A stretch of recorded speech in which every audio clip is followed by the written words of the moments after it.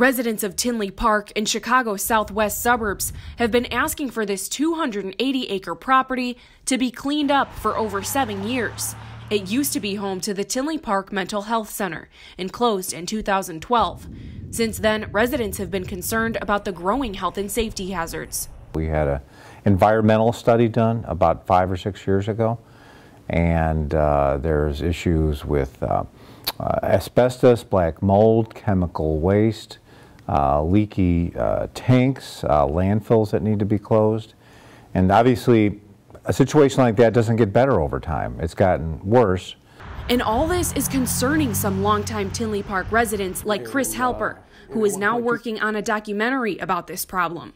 At one point, I even coached my daughter's softball team out on that property after it was closed. And when I started hearing about how contaminated the ground was, it started being a concern for me. The state of Illinois owns the land and estimated that cleanup efforts would cost over $12 million, but that estimate was from 5 years ago.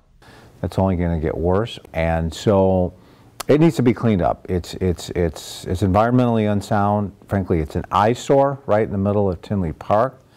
And if there's ever any damage, a fire or something there, we're very concerned about the safety of our residents and the safety of first responders that have to respond out there.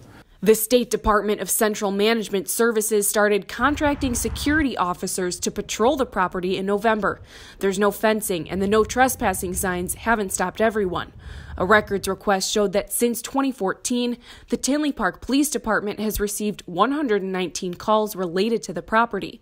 60 of those were for criminal trespassing or a suspicious person or item on the property. And developers have expressed interest in the property. Some have submitted proposals to the village and Tinley Park here, including plans for things like a casino and a racetrack. The state of Illinois may not necessarily have the money to go ahead and clean these places up, which is a little confusing for me since there has been investors that come by and wanted to purchase the property and clean it up with their own funds. And some politicians are now taking notice. Congressmen Dan Lipinski and Bobby Rush recently wrote letters to the Environmental Protection Agency, calling for federal support to develop remediation plans. Somebody needs to act soon, and we're not going to sit tight until somebody begins to act to clean it up.